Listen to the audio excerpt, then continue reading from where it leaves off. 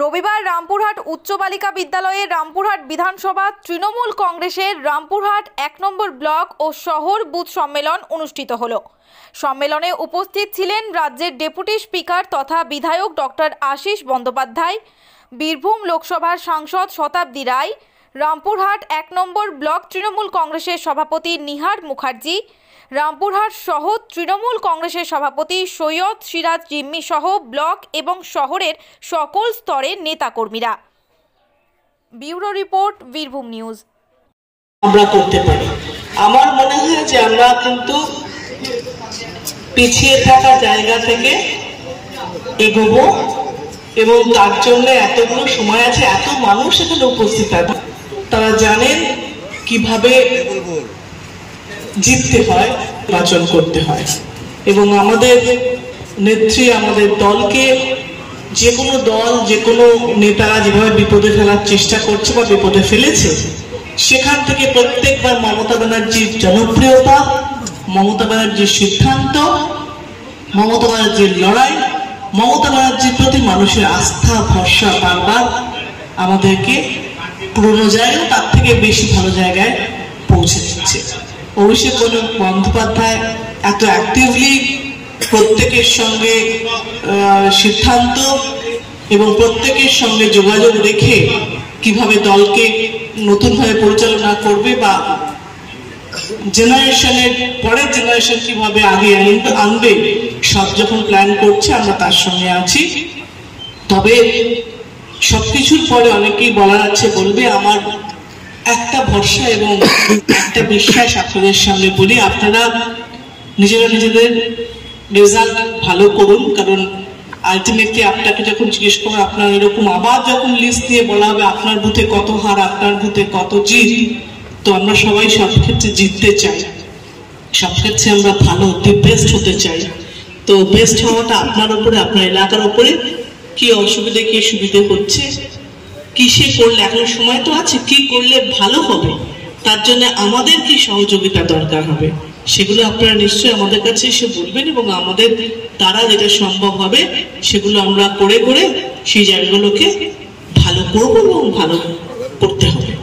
তো আমি একটা কথাই বলে শেষ করি যে কে কি বলছে, কে কি ভাবছে, কে কি হিসেব দিচ্ছে না, এই 6টা বাই ইলেকশন রেজাল্ট দেখবেন সবকটা আমরা পাবো।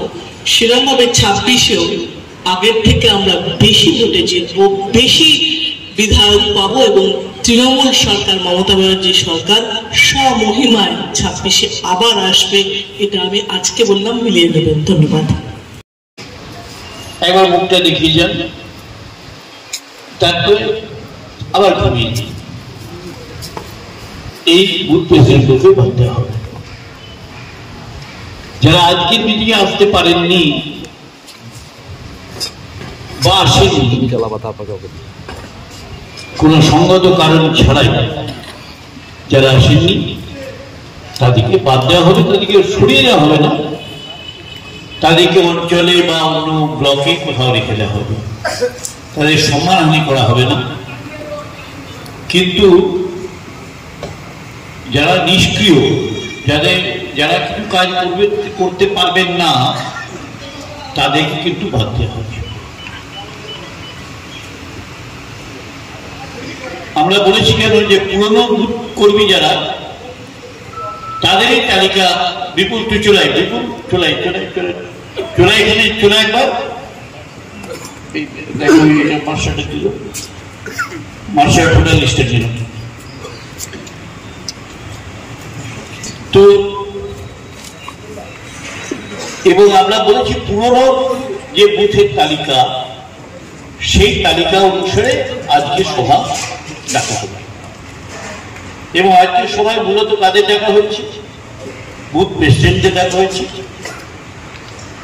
2 হচ্ছে অঞ্চল সভাপতিদের ডাকা হয়েছে, 3 হচ্ছে অঞ্চলের প্রধান এবং উপপ্রধানকে ডাকা হয়েছে, শহরে বুথ প্রেসিডেন্টকে ডাকা হয়েছে,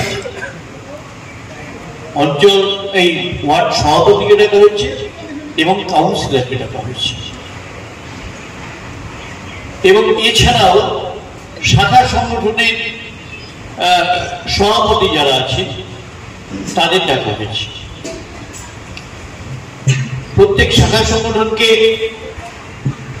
3টি করে কার্ড দেওয়া হয়েছে তাদের গুরুত্বপূর্ণ কর্মীদের নিয়ে আসার জন্য। মাস্টার প্রধান এবং সভাপতি দুজনে এসেছে না এখানে। আমরা আপনাদেরকে বলব যে আপনারা যারা অঞ্চল সভাপতি আছেন তারা হচ্ছে একদম প্রাইম, মানে আমিও যা ওই অঞ্চল সভাপতি, আমি যা মানে আমি জেলার চেয়ারম্যান হিসেবে যা, ওই অঞ্চলের সভাপতিও কিন্তু তাই একই। তাকে আমরা সুপ্রিম বলে ধরছি। তিনি যদি কিছু ভুল করেন তাহলে দলটা ডুবে যাবে। গুরু দায়িত্বটা হচ্ছে অঞ্চল সভাপতি এবং তারই সঙ্গে প্রধান উপপ্রধান এবং যারা আজকে অ্যাবসেন্ট থাকবেন, গুরুত্বপূর্ণ পদে আছেন অ্যাবসেন্ট থাকবেন, তাদেরকে কিন্তু দল তার কারণটা জানতেছেন যে কি কারণে অ্যাবসেন্ট থাকবে। কারণ ধরুন কাউকে আপনি প্রধান করলেন, তিনি এলেন না,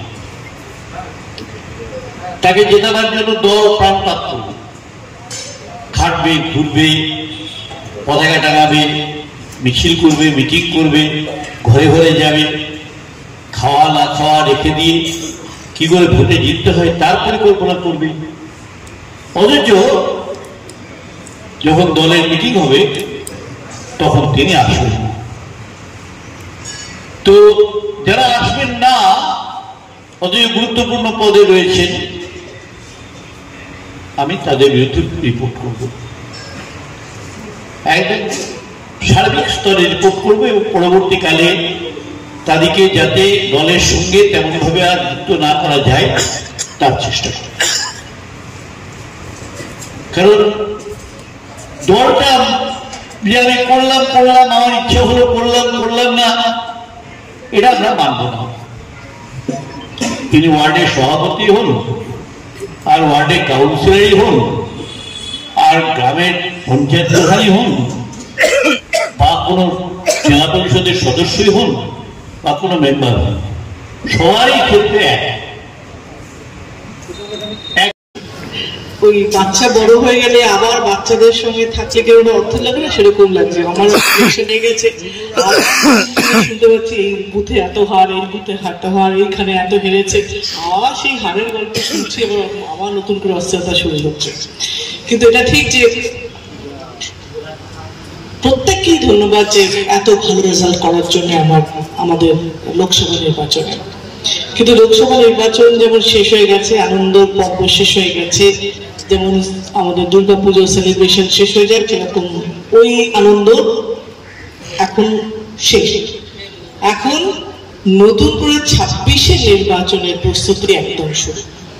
এরকম নয় যে ঠিক আছে এখনো দেরি আছে, দেরির জায়গা নেই। যে জায়গাগুলো খারাপ ছিল, যে জায়গাগুলো পৌঁছতে পারেনি রামপুরহাট বিশেষ করে, সেই জায়গাগুলোকে রিপেয়ার করতে করতে এখনো সেই সময়টা আছে বলে এখন থেকে যদি রিপেয়ার করা যায় তাহলে আমরা 26-এ ভালো রেজাল্ট করব। এবং সত্যি তাই যে রামপুরহাটের আশিসের মতন সিনিয়র লোক আছেন, এত সব এনার্জেটিক নেতাদের আছেন, তারপরেও রামপুরহাটের রেজাল্টটা খারাপ হওয়া তো খারাপ লাগে। এবং যদি এটাও হতো, মানে হয় না যে অন্য জায়গাগুলো খারাপ হলো, তাহলে আপনারা বলতে পারতেন ও তো আমার ছেলে মেয়ে যেরকম বলে পরীক্ষার রেজাল্ট খারাপ হলে আমি যখন জিজ্ঞেস করি যে এত খারাপ কি করে হলো, ও তো আরো খারাপ করেছে।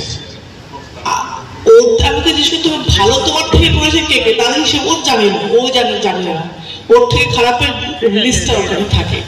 যদি সেই হিসেবে যাই রামপুরহাটের থেকে খারাপ করেছে লিস্ট তো কারোর কাছে নেই, তো তাই জন্য আপনাকে আর আমার ছেলে মেয়ের মতন বলতে পারবেন না যে আমার থেকে খারাপ কেউ করেছে। তো সেই জন্যে আমার ধারণা যে রামপুরহাটের সচেতন হওয়ার সময় এসে গেছে কারণ এবারও 26-এ যদি ভালো করতে না পারেন, প্রত্যেকের বুথকে আগের থেকে ভালো রেজাল্ট না দিতে পারেন, তাহলে কিন্তু স্ট্যাম্প পড়ে যাবে এই মানুষগুলোর অক্ষমতা, যে আপনার দ্বারা হচ্ছে না, আপনার দ্বারা হচ্ছে না, আপনার দ্বারা হচ্ছে না। তো সেটা প্রত্যেকে সবসময় রাজনীতিতে এত বছরের অভিজ্ঞতা আমার একটাই কথা বারবার শিখেছি, যেগুলো যে আপনাকে নেতা হতে গেলে আপনাকে প্রমাণ দিয়ে নেতা হতে হবে। আপনি ভালো কাজ করেছেন একমাত্র নির্বাচনের জায়গা থেকে, রেজাল্ট কি করেছেন তাতে আপনাকে সেই ক্ষমতা, যে ক্ষমতা আপনাকে দল দিয়েছে সেই ক্ষমতাটাকে মেনে নেওয়া হবে। কারণ আপনি দিনে কত লোকের উপকার করলেন সেই লিস্টটা আপনি দিতেই পারেন, কিন্তু আপনি সেই লিস্টটাকে আমাদের কাজের মধ্যে পড়ে, আমরা কত মানুষের পাশে দাঁড়াচ্ছি সেটা আমাদের কাজের মধ্যে পড়ে, কিন্তু আমাদের বিচার হয় রেজাল্ট দিয়ে। সেটা সব ক্ষেত্রেই জীবনে হয়, সেরকম এই ক্ষেত্রেও আমার মনে হয় যে আমাদের রেজাল্ট দেওয়াটা এবং প্রত্যেকের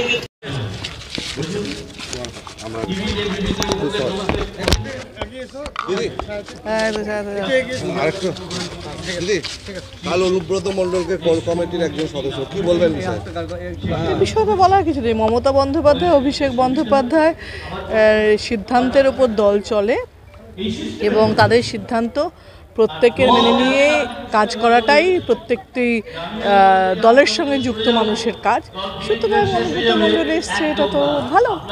প্রথমে বিকাশ রায়চৌধুরী বললেন উনি অনুব্রত মণ্ডল এই কোর কমিটির চেয়ারপারসন, পরে সেটা কাজল শেখ আবার বললেন যে না, ওরকম কোনো কথা। এই বিষয়ে আপনার কিছু জানার আছে? না, আমি জানি উনি একটা মেম্বার হয়েছে, এটাই শুনলাম যে 6 জন ছিল, একজন 7 জন মেম্বার বাইরে। চেয়ারপারসন বলে আপনি আপনার আমার কাছে কোনো খবর নেই, বা এটা তো নিশ্চয়ই তাহলে যেটাই হোক সেটা তো অ্যানাউন্স করবে, বা দল একটা চিঠি বা দলের তরফ থেকে একটা, বা কোর কমিটির তরফ থেকে নিশ্চয়ই কোনো একটা প্রেস মিট বা কিছু একটা যাবে। এই রামপুরহাটে বারবার ভোটের রেজাল্ট খারাপ, হ্যাঁ, সেই জন্য তো কেন খারাপ হচ্ছে, কি করছে এরা, সেটার জন্যই তো আজকে বুথ সভাপতিদের ডাকা হয়েছে। এবং সারা বীরভূমে এত ভালো রেজাল্ট হয়ে রামপুরহাটে কেন খারাপ?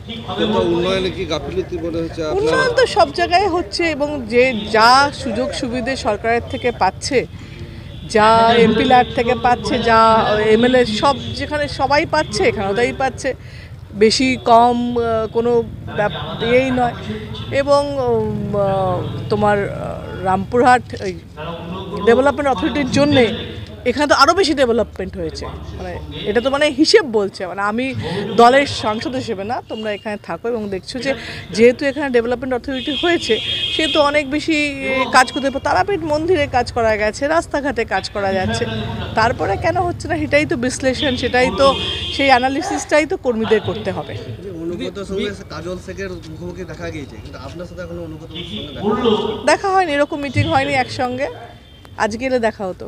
বীরভূম জেলায় অনুব্রত মণ্ডলের একক নায়কতন্ত্র চলবে না বলছেন কাজল শেখ, কি বলবেন? কাজল শেখ বলতে পারবে, কাজল শেখ বলেছে এটা, কাজল শেখ ক্লিয়ারিফাই করা ওর দায়িত্ব, অনুব্রত মণ্ডল যা বলবে তার ক্লিয়ারিফাই করার দায়িত্ব, ওর মাঝখানে আমাকে ঢুকিয়ে লাভ নেই। এত কিছু করার পর কাজল শেখ অনুব্রত দ্বন্দ্ব কি মিটবে, কি বলবেন?